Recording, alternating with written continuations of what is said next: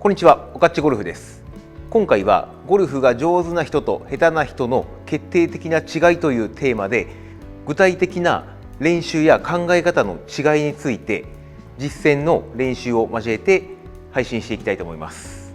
まずグリップですね。グリップは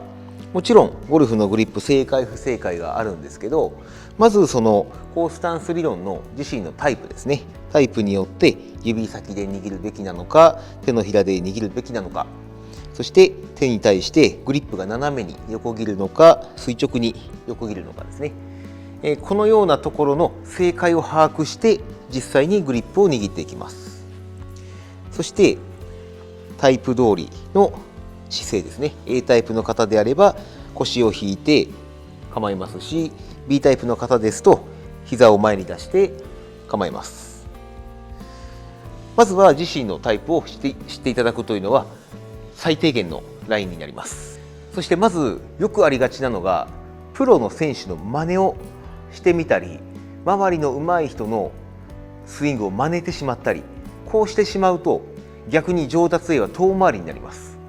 ゴルフのスイングというのは基本的な動作はもちろんあるんですが、ある程度のバックスイングの時に左足かかとを浮かせないですよとか、クラブはこのぐらいの高さまで上げますよとか、ざっくりの内容をマスターした後は正直見よう見まねでやってはいけません。あくまで今ボールを打っている中で、ボールが例えばスライス右へ曲がってしまっているとしたら、その原因が今何かというところに注目をして解析をする必要があります。スライスといってもパターンは様々ですので、まずはどんな理由でスライスしているかですね。例えばおかっちゴルフでよく説明をしている捻転不足ですね。捻転不足だとクラブはアウトサイドからインサイドへ向かってボールに対してカット軌道にクラブが通りますので、ボールは右へ回転していきます。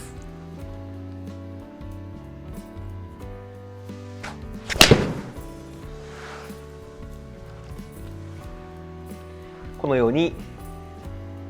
ボールは右へ回転をしていく分、飛距離がやや落ちた状態でターゲットよりも右へ外れてしまいます。次に適正な位置まで捻転をします。捻転が少ない時よりも多い時の方が自然と手の位置も連動して背中側に来ますよね。そうすると降りてくる軌道ももちろん変わってきます。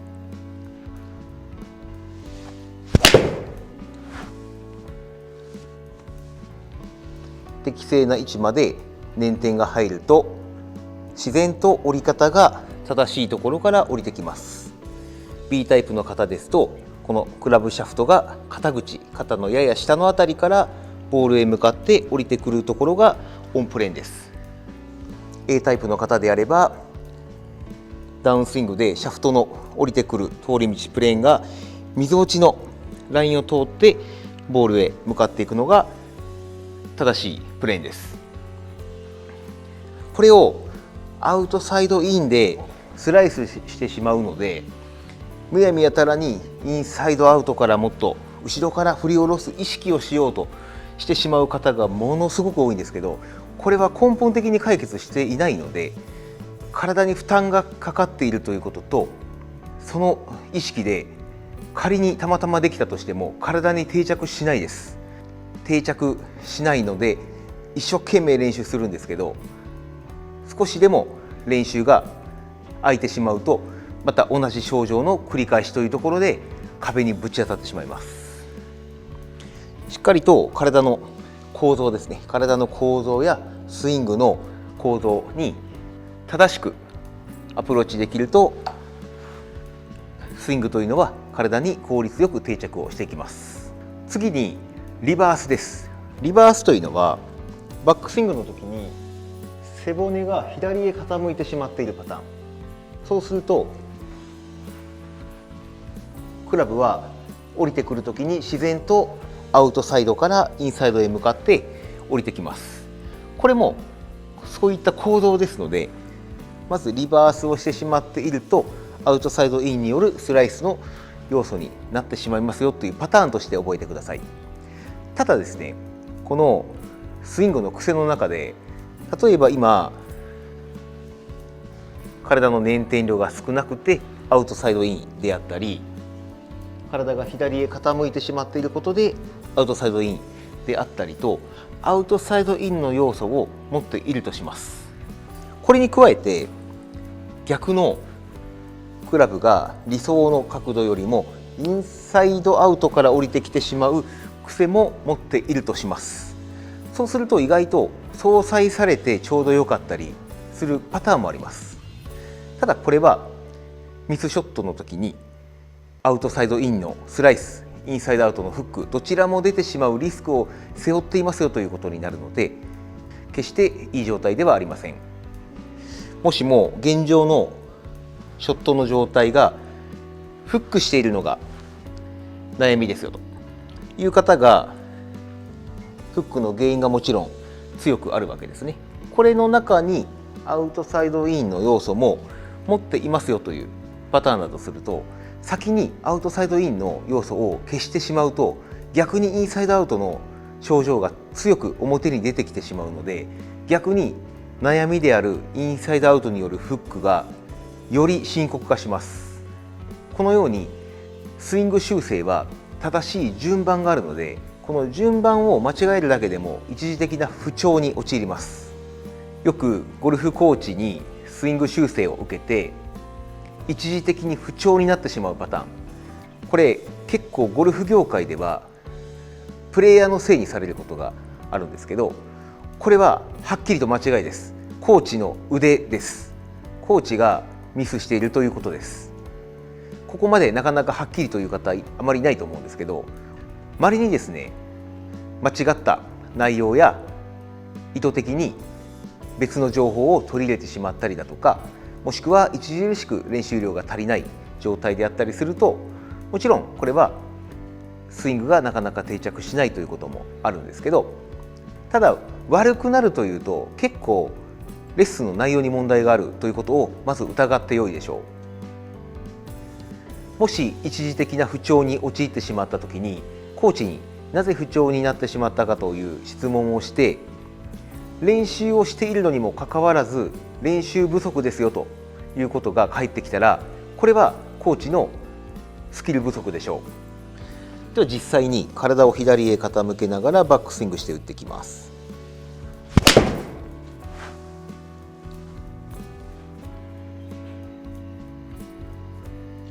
はい、これもスライスですね。当然の結果なんですけど、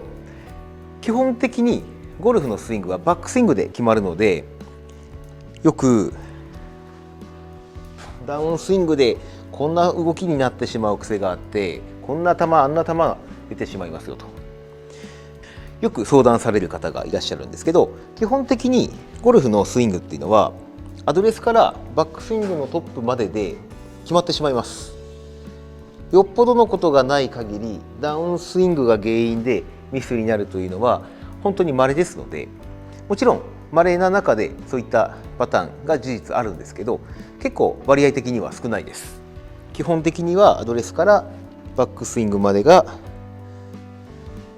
どんな状態かですね。ここの中でどんなエラーがあるかで、エラーがある分だけ振り下ろしてくる時の形に反映され、それがボールに反映されるという流れになります。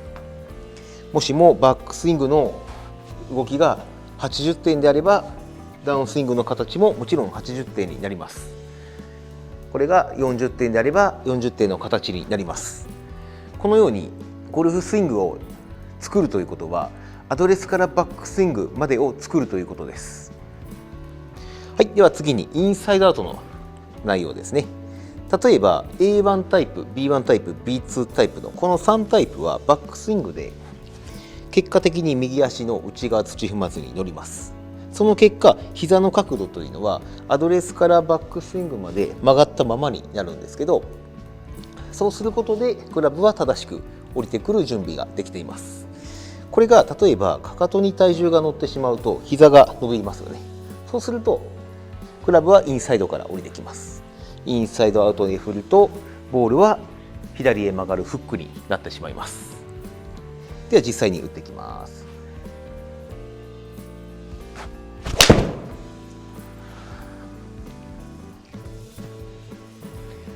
はい、このように左へフックしてしまいます。このクラブ軌道というのは基本的にボールがどっちへ曲がりますよというものを示します。実際のところインパクトの時点でのフェースの向きですね。フェースの向きも球の曲がりと関連がありますので、ここまで話すとちょっとややこしくなってしまうんですけど、基本的にインパクトの時のフェース面というのはボールの出球の方向です。フェースが右を向いてボールに当たっているのであれば、ボールはいきなり右へ出ます。もちろん左へ向いているのであれば左へ出ていくわけなんですけど、このフェース面に対して軌道がどうかっていう見方をします。例えばインサイドアウトってクラブがボールに当たるときにフェース面がまっすぐだとします。まっすぐに対してインサイドアウトだと、まずフェースの面まっすぐなので出球はまっすぐ出ますよね。で、面に対してインサイドアウトっていうことは左にボールは回転しますので、まっすぐ出た後にボールは左へ曲がっていきます。じゃあ次にクラブフェースがボールに当たるときに右へ向いているとします。そしてこの右へ向いている度合いと同じぐらい軌道もインサイドアウトだとすると、右へまっすぐという球になります。ちょっとここまで考えると、かなり理屈っぽいんですけど、実際このゴルフを練習していく上で理屈を理解しながらやっていくっていうのはものすごく重要なことですので、ちょっと小難しいんですけど説明をさせていただきました。フェース面が出球、フェース面に対しての軌道がボールの曲がりです。はい、では次にですね、シャフトクロスですね。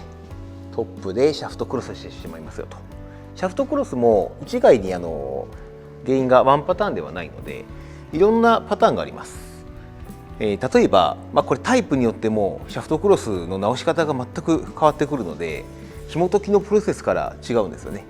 ですので触り方や考え方が違うので、ちょっと一例に絞らさせていただきます。まず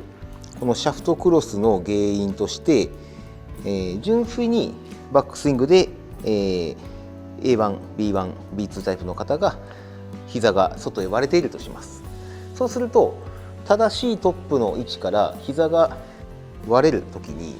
クラブヘッドというのは頭の方にベクトルがかかりますよね。これシャフトクロスのパターンのうちの一つです。でシャフトクロスになると基本的にクラブはその反動で寝ます。寝るとインサイドアウトになって、フックになるというのが多いんですけど、シャフトクロスってパターンとしてはシャフトクロスした位置からそのままカットに入ってくるというパターンもあります。これはシャフトクロスだからこういう症状になりますよという見方をしない方がいいですよという意味でもあります。まずシャフトクロスしていますよと、そしてそれによって軌道がどんな状態に、なっているのかというところですね。これを見極めながら消したいボールのミスパターンを考え、スイングを修正していきます。はい、では実際にシャフトクロスでインサイドから降りてくるパターンをやっていきます。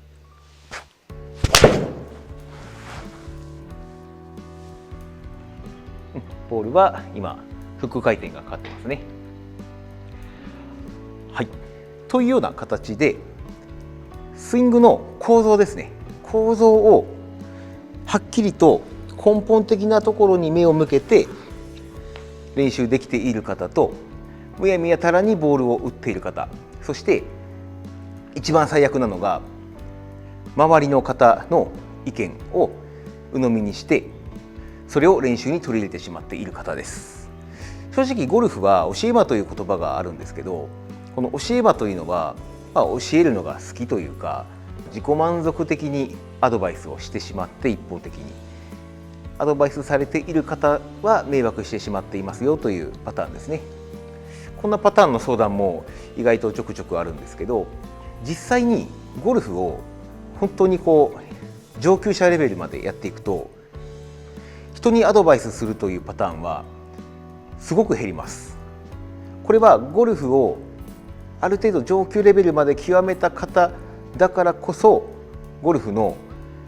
アドバイスですね、スイングを知識のない状態で、もしくは中途半端な知識でアドバイスを送ってしまうと、スイングが崩れるリスクや崩れてしまった時に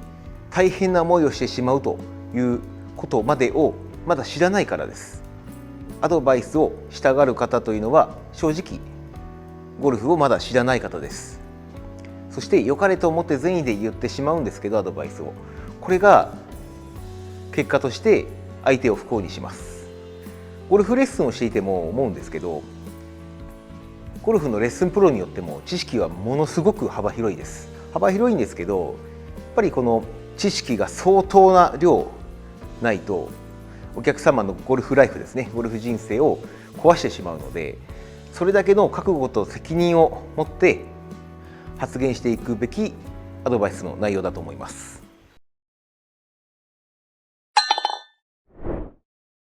はい、今回はこのようにいくつかのパターンでゴルフの上達に対する考え方の内容を配信しましたが、少しずつゴルフの練習に役立つ内容を配信していきますので、ぜひチャンネル登録をお願いします。そしてこの動画がいいなと思われた方はグッドボタンもよろしくお願いします。では次の動画も楽しみにしていてください。